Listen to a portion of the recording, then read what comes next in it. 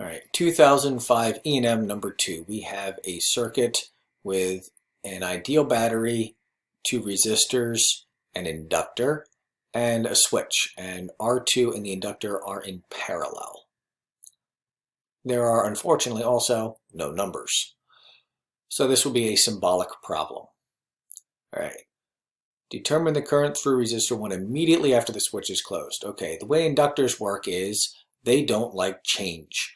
So right after the switch is closed, whatever the current in the inductor was before we close the switch, that's the current now. So if the current is 0 before, the current is still 0, and that means all of the current goes through R2. So for part A, R total is going to be R1 plus R2 at the instant that the switch is closed at t equal to 0. So resistor 1, the current through resistor 1 is going to get the total current. So we can say I total equals I1 equals the battery over the total resistance, which is R1 plus R2, and that's all we need, and we're done. Part B, the magnitude of the initial rate of change of the current in the inductor. Okay, now the inductor is in parallel with R2. So that means it has the same voltage across it that R2 has. So V2 is going to be I total, but only R2. So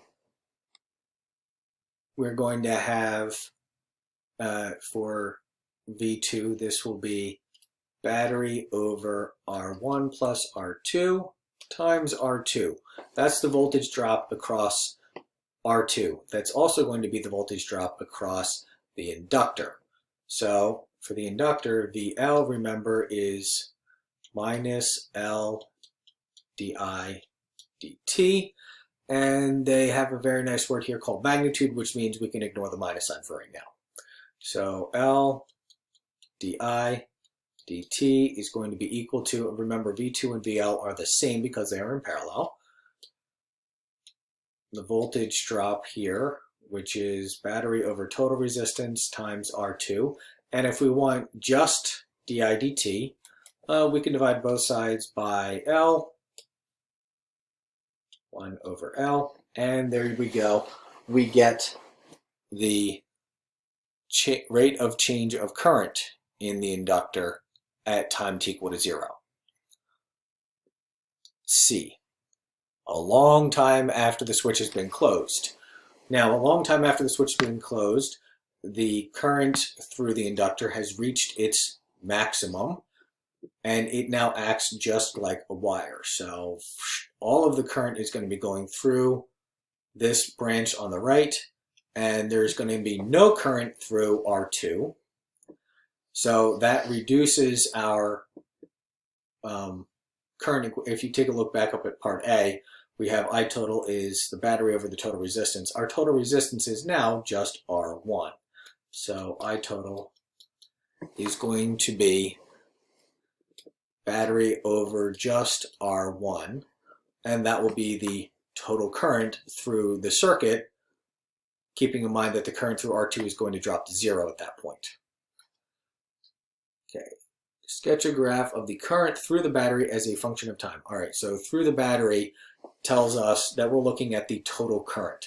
So what we're going to do is we're going to connect our answer to A with our answer to C with a 1 minus exponential decay curve. So our answer to C is going to be a bigger number since we're dividing by a smaller number. So E over R1. And it's going to start somewhere down here.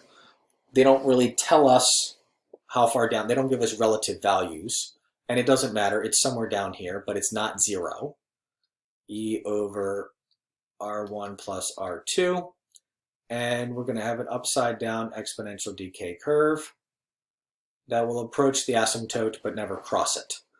And if I had a pencil and paper, I would be trying to get closer to the asymptote. But what you don't want to do is cross the asymptote. Okay, now in part C, of course, they're going to change the rules on us. They're going to reopen the switch.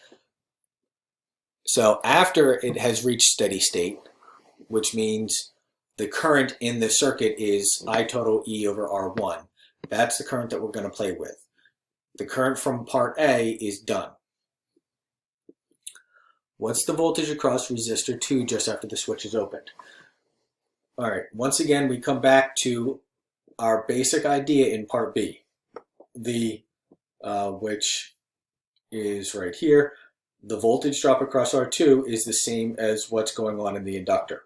Now in part B, the events in R2 are driving what's going to happen in the inductor. When we get down to part E, now it's reversed. What's happening in the inductor is going to force something to happen in the resistor. So using a Kirchhoff loop rule, E minus, we're going to take a look at a situation where we no longer have R1, we no longer have the battery, we just have these guys, and the inductor is sort of like acting like the battery for the resistor and forcing the current to continue going through the resistor. So the current is now going to go upwards through the resistor because it was going down in the inductor, and now our loop is just this right side here. So we're going to have V of the inductor minus V of the resistor, gets us to 0. And the current that we had going on in the inductor was this I total of E over R1, and the resistance for R2 is just R2. And see, what do they want? They just want the voltage there.